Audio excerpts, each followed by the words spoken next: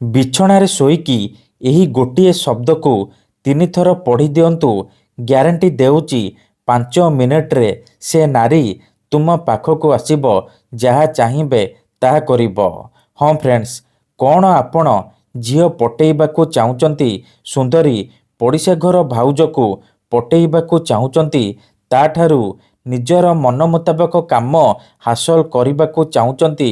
ତେବେ ଆଜିର ଏହି ଭିଡ଼ିଓଟି ଆପଣଙ୍କର ଇଚ୍ଛାକୁ ପୂରଣ କରିବ। କାରଣ ଆଜିର ଏହି ଭିଡ଼ିଓଟିରେ ମୁଁ ଆପଣଙ୍କୁ ଶିଖାଇବି ଦୁନିଆର ସବୁଠାରୁ ସହଜ ନାରୀ ମୋହିନୀ ବଶୀକରଣ, ଯାହାର ପ୍ରୟୋଗରେ ଆପଣ ସୁନ୍ଦରୀରୁ ସୁନ୍ଦରୀ ଝିଅ ବା ସୁନ୍ଦରୀ ପଡ଼ିଶା ଘର ଭାଉଜକୁ ଅତି ସହଜରେ ପଟେଇ ପାରିବେ।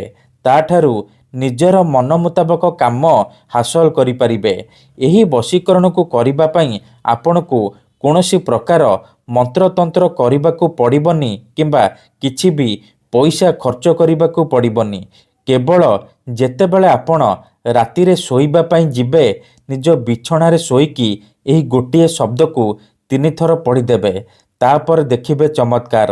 ମାତ୍ର 5 ମିନିଟ୍ରେ ପ୍ରଭାବ ପଡ଼ିବା ଆରମ୍ଭ ହୋଇଯିବ। ସେହି ସମୟଠାରୁ ସେ ଝିଅ ହେଉ ବା ସୁନ୍ଦରୀ ଭାଉଜ ଆପଣଙ୍କ ଆଡ଼କୁ ଆକର୍ଷିତ ହେବାକୁ ଲାଗିବ। ଯେପର୍ଯ୍ୟନ୍ତ ଆପଣଙ୍କ ପାଖକୁ ଆସିନି, ଆପଣଙ୍କ ସହିତ ସମ୍ପର୍କ ରଖିନି, ସିଏ ଖାଲି ଛଟପଟ ହେବ। ନମସ୍କାର ଫ୍ରେଣ୍ଡସ୍, ଓଡ଼ିଆ ଫଣ୍ଡା ଚ୍ୟାନେଲକୁ ଆପଣମାନଙ୍କୁ ସ୍ୱାଗତ। ଆପଣ ସମସ୍ତଙ୍କର ଇଚ୍ଛା ଥିବ ନିଜ ପସନ୍ଦର ଝିଅକୁ ପଟେଇବା ପାଇଁ, ସୁନ୍ଦରୀ ବିବାହିତା ନାରୀକୁ ପଟେଇବା ପାଇଁ, କିନ୍ତୁ ଇଏ ଏତେ ସହଜ ନୁହେଁ। ଏଥିପାଇଁ ଆମର ତନ୍ତ୍ରଶାସ୍ତ୍ରରୁ ମୁଁ ଆଜି ଆପଣଙ୍କ ପାଇଁ ସବୁଠାରୁ ସହଜ ଘରୋଇ ବଶୀକରଣ ବିଦ୍ୟା ନେଇ ଆସିଛି, ଯାହାକୁ ଆପଣ କରିଦେଲେ ନିଜ ପସନ୍ଦର ସେ ଝିଅକୁ ଅତି ସହଜରେ ପଟେଇ ପାରିବେ। ପଡ଼ିଶା ଘର ସୁନ୍ଦରୀ ଭାଉଜଠାରୁ ନିଜର ମନ ମୁତାବକ କାମ ହାସଲ କରିପାରିବେ।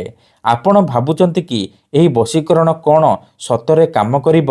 ଆଜ୍ଞା ହଁ, ଇଏ ସତ। କିନ୍ତୁ ମନରେ ସମ୍ପୂର୍ଣ୍ଣ ବିଶ୍ୱାସ ନିଷ୍ଠାର ସହିତ ଏହି ବଶୀକରଣ କରିବାକୁ ପଡ଼ିବ।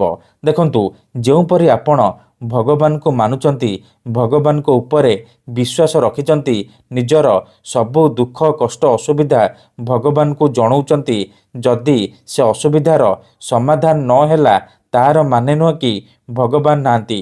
ସେହିପରି ବଶୀକରଣ ହୁଏ, ମନ୍ତ୍ରତନ୍ତ୍ର କାମ କରେ, କିନ୍ତୁ ଏହାକୁ ଆପଣଙ୍କୁ ସିଦ୍ଧ କରିବାକୁ ପଡ଼ିବ। ପ୍ରୟୋଗ ବିଧିକୁ ଠିକ୍ ଭାବରେ କରିବାକୁ ପଡ଼ିବ। ତେବେ ଯାଇ ମୁଁ ଆପଣଙ୍କୁ ଗ୍ୟାରେଣ୍ଟି ଦେଉଛି, ଆପଣ ଯେତେ ସୁନ୍ଦରୀ ଝିଅ ବା ସୁନ୍ଦରୀ ଭାଉଜକୁ ଚାହିଁବେ ନିଜର କରିପାରିବେ। ତା'ଠାରୁ ନିଜର ମନ ମୁତାବକ କାମ ହାସଲ କରିପାରିବେ। ତେବେ ଏହି ବଶୀକରଣ କରିବା ସବୁଠାରୁ ସହଜ।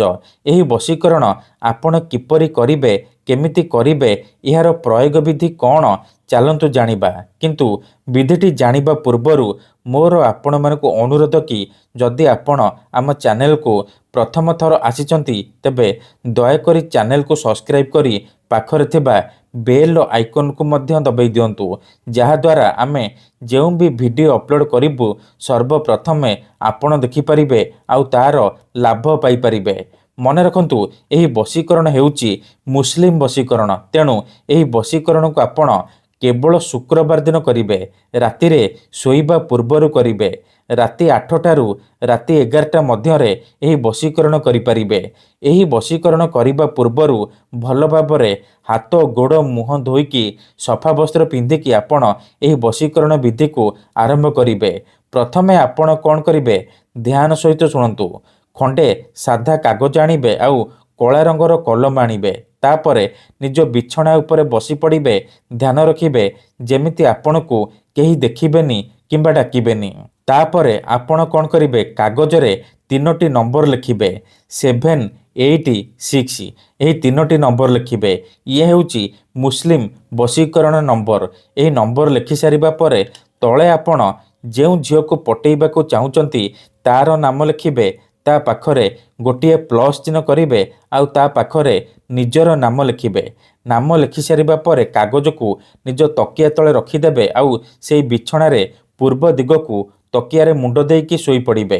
ତାପରେ ଆଖି ବନ୍ଦ କରିକି ସେହି ଝିଅ ବା ମହିଳାକୁ ମନେ ମନେ ଭାବିବେ। ତା'ର ମୁହଁକୁ ନିଜ ମନରେ ଭାବିବେ। ତାପରେ ମୁଁ ଆପଣଙ୍କୁ ଗୋଟିଏ ବଶୀକରଣ ଶବ୍ଦ କହୁଛି। ଏହି ଶବ୍ଦକୁ ଆପଣ 3 ଥର ପଢ଼ିବେ।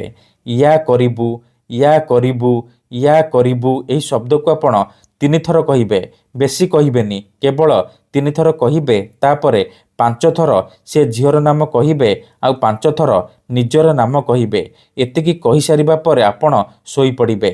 ଗ୍ୟାରେଣ୍ଟି ଦେଉଛି ପ୍ରଥମ ଦିନରୁ ହିଁ ପ୍ରଭାବ ପଡ଼ିବା ଆରମ୍ଭ ହୋଇଯିବ। ସେ ଝିଅ ହେଉ ବା ବିବାହିତା ନାରୀ 5 ମିନିଟରେ ଆପଣଙ୍କ ଆଡ଼କୁ ଆକର୍ଷିତ ହେବାକୁ ଲାଗିବ।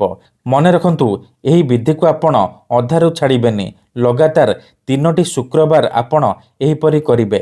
ତାପରେ ଦେଖିବେ କିପରି ସାରା ଜୀବନ ପାଇଁ ସେ ଝିଅ ବା ନାରୀ ଆପଣଙ୍କ ବଶରେ ହେଇଯିବ। ଯାହା ଚାହିଁବେ ତାହା କରିବ। ଧନ୍ୟବାଦ।